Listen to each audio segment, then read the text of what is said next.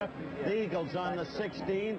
A draw play to Art Malone, a brilliant block by Jerry Sizemore, and an ensuing block by Charlie Young, number 86, cutting across and taking out the linebacker. At that point, it was Philadelphia 10-0. Now, the touchdown in the final seconds of the first half. Philadelphia leading at this point 10-3. Lusk with the ball, coughed it up. Brad Dusek was right there. And with just 3 seconds left in the game, the Washington Redskins had tied it up at 10-10. The Redskins, always a resilient ball club, using every possible break in the buck. Now let's go to our weekly halftime feature, our highlights of yesterday's games. This is the way it was. It's the first play of the second quarter coming up. Baltimore leading the Dallas Cowboys 7-0. Staubach to Dennison. Dennison on a double reverse to Drew Pearson. He can throw. Option pass play. Downfield, 83. Golden Richards touchdown. Dallas ties it at 7-7. It didn't stay tied too long. 2.5 minutes left in the second quarter. This young Colts team. And look at Burt Jones, number 7, the quarterback. Right up the middle. 6 yards. Touchdown. Baltimore assumes a 14-7 halftime lead. Then in the third quarter with the score Baltimore 17, Dallas 10. 4.5 minutes left. Roger, the Dodger Staubach, moving into the pocket. Great day. Throws again to Golden Richards. Perfect heave. The score tied at 17 off. With 5 minutes left in the game, Baltimore leading Dallas 24-20. Roger Staubach gained 339 yards on the day passing. Throws again, hits Billy Joe Dupree, and what a hit by Jackie Wallace, number 20. That just set up this action, though. Staubach again, and the same target, the big tight end, Billy Joe Dupree. Watch this closely. He's all alone. Actually, it was a waffle bird that Staubach threw, but Jackie Wallace was at least 3 yards off him, and so Dallas takes a 27-24 lead. Baltimore tied it up at 27-27. Ted Marsha-Broda anxiously urging his team on, but there's still Roger Staubach to contend with. Look at those statistics. With just 12 seconds left in the game, Staubach again at work. And in the clutch, always it seems, he goes to number 88, Drew Pearson, as he does right here. Pearson with a great catch. That one good for an 18-yard gain. That sets up field goal position. Watch this. Efren Herrera, the man who displaced Fritsch, is the field goal kicker. It is good, and the Cowboys win a thriller, 30-27 over the Colts.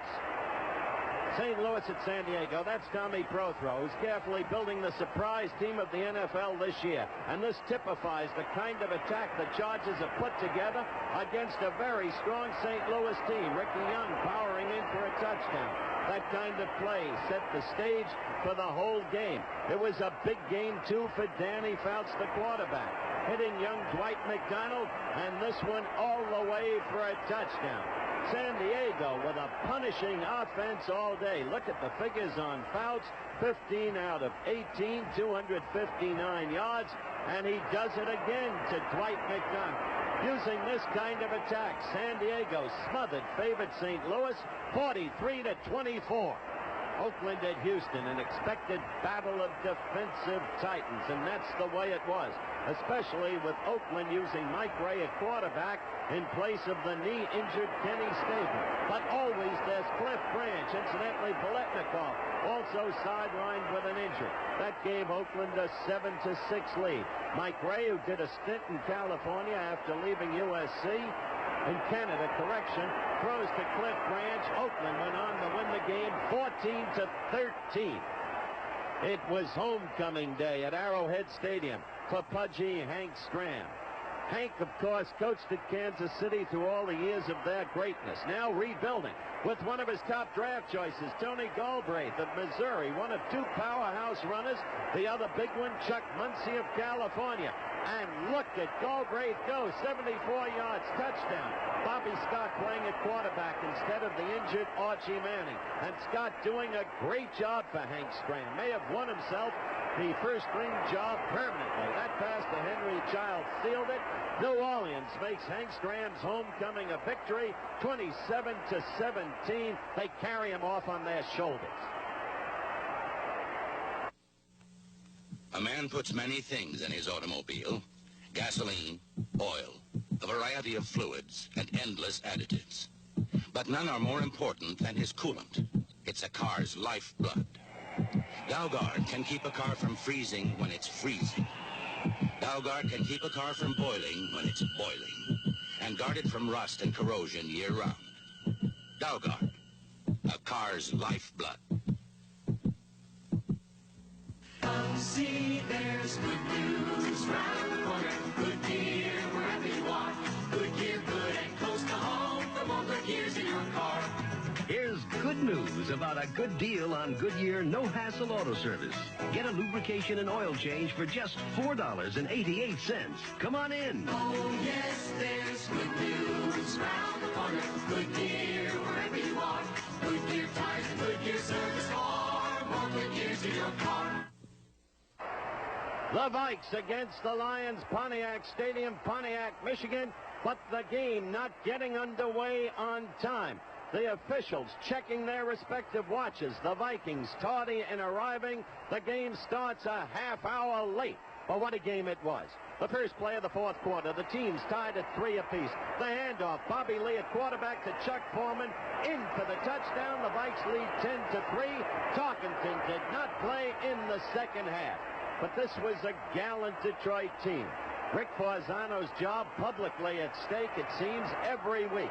Landry driving the Lions back to the 1-yard line. 4 downs to get it over. But no, the heralded Viking defense holds. First down, second down, third down, fourth down. The Lions don't get it in. And so that great defensive effort by the Vikes thwarts the opponent, and the jubilation is registered in every Viking team member. 58, Hildenberg, pointing downfield. But the Lions come back again. Landry not deterred. And now, instead of trying to run it in, there, he throws it in to Charlie Sanders. The score, 10-9 the Vikes. All that's needed is the conversion to tie it up. Project the game into overtime. Well, watch this. Bad snap from center. Joe Reed can't handle it. Errol Mann's attempted conversion blocked. And the Vikings win in a squeaker by the score of 10-9 over the disappointed Detroit Lions. New England at Pittsburgh. The Patriots upset-minded in a misty rain. Remember, a week ago, they surprised the Dolphins. And now they're about to surprise the Steelers. These plays represent the way the Steelers couldn't handle the ball. Turnover upon turnover on turnover. And so it became a day for the sophomore quarterback from Kansas State, Steve Grogan. His figures weren't the greatest, but how he performed in the clutch. Watch this as evidence. The quick pitch out to Russ Francis, the tight end, the sophomore from Oregon. And this young man may someday be all-world. So big, so strong, so powerful, and indeed so fast. Now the Patriots were closing in on the Steelers. Again, those figures are misleading because this is the way Steve Grogan threw under crisis conditions. Touchdown pass to Darryl Stingley, the speedster from Purdue. And so on went the Patriots to upset the Super Bowl champion Steelers 30-27. All right, there were the highlights of yesterday's game. Don't forget, next Monday night's game, Pittsburgh at Minnesota. Critical game for both teams, 2 long-standing powerhouses. Quickly to our new feature, our Play of the Week. The Play of the Week is brought to you by Dutch Masters. There really are masters at Dutch Masters. Now, to set up the Play of the Week, remember the way it was a year ago in the playoffs. Dallas against Minnesota. The Vikes ahead 14-10. The final minute of play. And Dallas with the ball in its own territory. Then this. Roger Staubach back. Only seconds left in the game. Looking. Everybody knew what was coming. Heaving as far as he could downfield. Unaccountably, a one-on-one situation. Nate Wright doesn't block the football, and Drew Pearson goes in for the touchdown. So Dallas achieves a miracle victory over Minnesota, 17-14. As I said, always in the clutch, Staubach seems to look for Drew Pearson, and so it was yesterday against Baltimore. again in the final seconds. Tied at 27-27. Staubach, who gained 339 yards passing on the day. Downfield to Drew Pearson, of course. Another great catch, setting up field goal position. Let's look at that catch to get a better idea of just how good it was from another angle. Staubach back. Now watch Pearson beating off the defender. In effect, stealing the football from him, just like that. And so Efron Herrera was positioned to kick the winning field goal as Dallas won 30-27. Ross Billings of Dutch Master Cigars is in charge of curing the world's most expensive to-grow wrapper tobacco.